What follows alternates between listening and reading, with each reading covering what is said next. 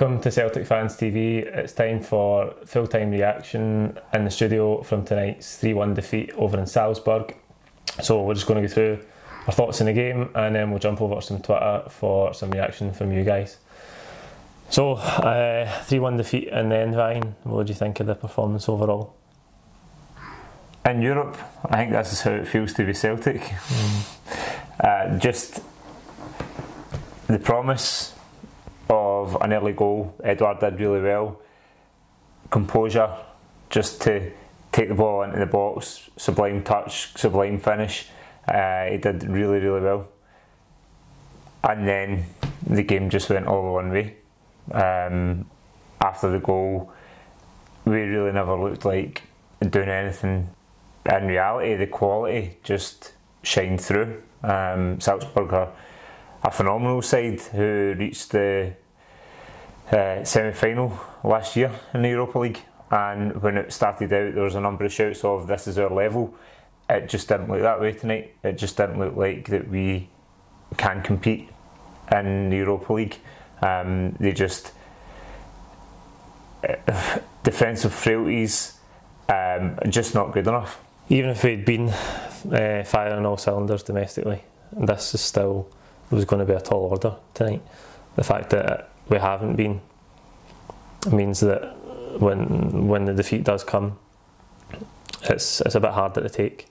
In terms of competing in the Europa League, they are one of the top teams in it, undoubtedly.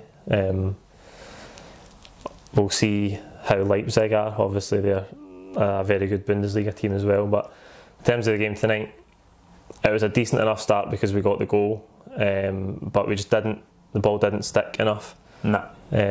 Like I touched on last week, we don't seem to have a vocal point anymore without Dembele, Griffiths and Edouard. For all they can give you, they're not very good at holding the ball in and letting the team get up the park, which was a real problem tonight because Salzburg just kept coming back wave after wave. But we've done well getting 1-0, but then the second half just collapsed really. Really poor defending for the first goal. Lustig goes to close the guy down. When he's got a chance to win the ball, he hesitates, then he's closing him down with his hands behind his back. Hendry could do better with Edouard that eventually finishes it.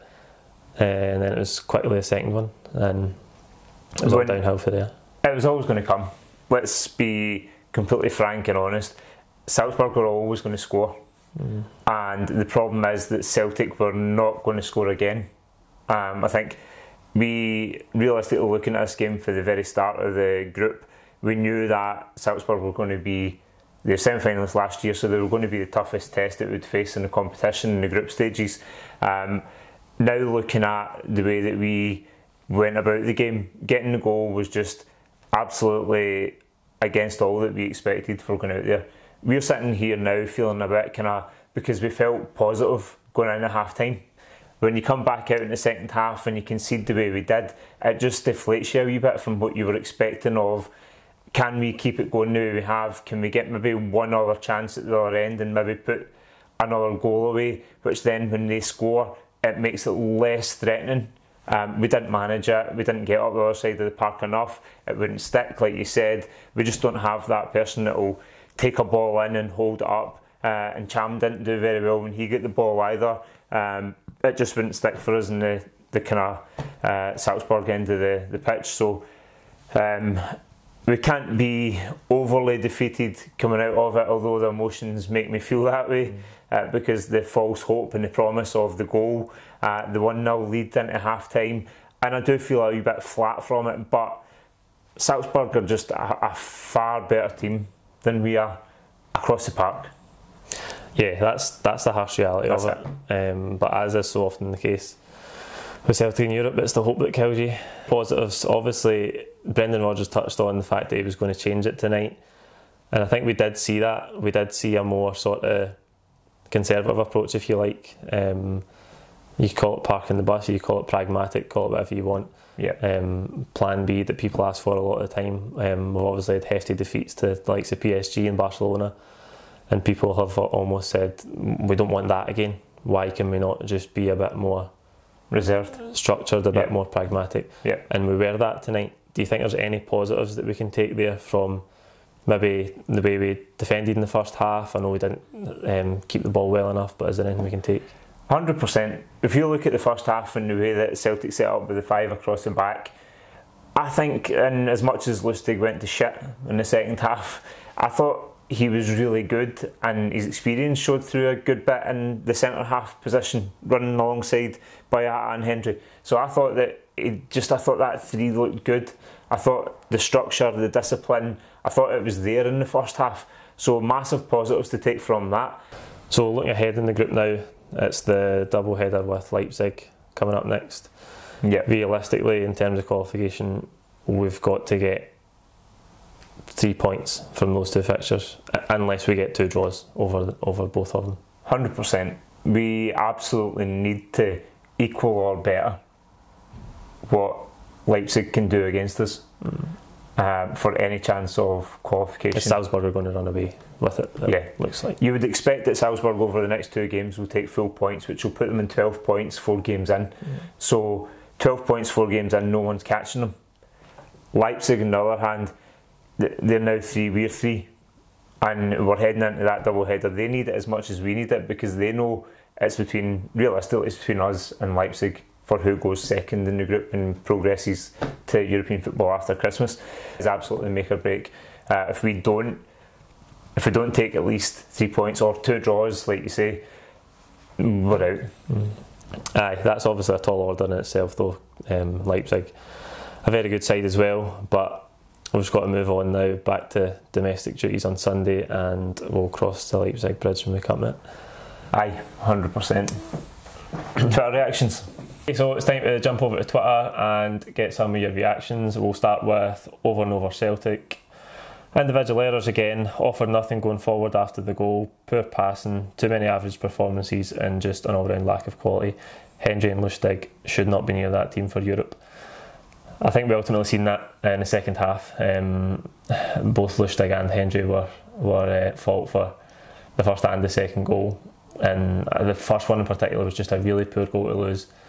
Only 10 minutes into the second half, they both could have done better, and as soon as you lose that goal with so long to play, it was all downhill for there. Mr. C at Tennis's Wages, out of our depth in Europe, plain and simple, miles behind in every conceivable department, and it's shown every time. Let you take that one, Ryan. Aye, we are miles behind, and again it comes back to investment, but we're not going to harp on about this because it's done, it's water under the bridge. We must invest to improve in the quality that we provide in Europe. I am not happy to sit here and just be the whipping boys of Europe when it comes to facing any quality, and I think that we simply must improve in the level of signings that we're bringing into the club. Next one's Shawnee at Shawnee Patrick 99. First half we played well, second half shit defending in Europe as per usual, especially Lustig costing us the 2 goals. Time to get him dropped for Gamboa. We've had that a lot. Gamboa's been in and then he's out again. I just don't think Brendan Rodgers sees him as a solution. I think he is much more mobile, he offers a lot more going forward. I'm not sure about Gamboa defensively, but ultimately we've just not seen enough of him to define him either way. Lustig he's gone now, his legs are gone, he's not mobile. Anybody with pace causes him a problem, anybody who faces him up causes him a problem. I mean, I just think it's high time that we replaced him, and that's something we've got to look at as soon as possible in January. At 67 Shades of Green, hate the realisation of mediocrity, don't we all? Join the club there. It sucks. Rab Marley at Rab_Marley. Ball retention was ridiculously bad, like rabbits in headlights at times. Lustig has been a great servant for us, but he's done. Let's not spoil the relationship before it's too late. Absolutely, as I've just touched on there, it's getting too late. He has been an absolutely brilliant servant for the club, but we're approaching like six years now with him at right back, and he was centre half tonight. But I think for at least a year or so, he's looked off the pace, and that's something we've got to address. What do you think? Aye, and it just comes back to the same old. and that is, it's just recruitment. You just need to buy somebody who's got quality in the positions that we're lacking. End of. Absolutely. Paulo at Paulo Die 67 defended well in the first half, but Eddie, Griffin and Cham were really poor at holding the ball to take the pressure off the defence and allow us to create anything going forward. Wave after wave of attack, no complaints really. I think that's a great summary. We did defend pretty well in the first half, but as we've touched on, Griff and Edouard didn't offer enough in terms of holding the ball up and just allowing us to get up the park and relieve the pressure for a bit. Ryan also touched on Cham, who was poor at times. Yeah. He did carry the ball. He had a few occasions where he carried the ball up the park, but then he was just having a really bad touch and he was falling over it and just handing possession away. Wasteful in possession. I think that summarises the three that we've touched on there in the tweet. Just wasteful in possession. We didn't have anything stick. We couldn't hold it up the other end of the park, and it just kept coming back at us wave after wave, which means inevitably we were always going to get beaten. Last one, Bobby Anderson. It's the same old promising start, a goal, doing well to hold on, but from the second we conceded the equaliser, it was game over. Regardless of who we play, who we have playing or who's in charge, our club has this uncanny ability to absolutely collapse away from home in Europe. Bobby, that's exactly what I said at the start of this video. In Europe, this is how it feels to be Celtic. It is just an uncanny knack we have away in Europe that we couldn't hold our own piss. Like, we often get that promise, or maybe the goal of promise near the end, and we can't do anything with it. There's always some sort of promise injected into the game.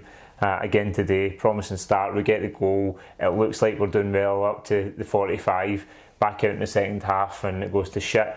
Yeah, Celtic in Europe. As I said, it's a hope that kills you. That's it for tonight. Let us know your own thoughts on the game in the comments box below. Don't forget to like the video and subscribe if you haven't already. We will see you at McDermott Park on Sunday against St Johnstone. Thank you. See you there.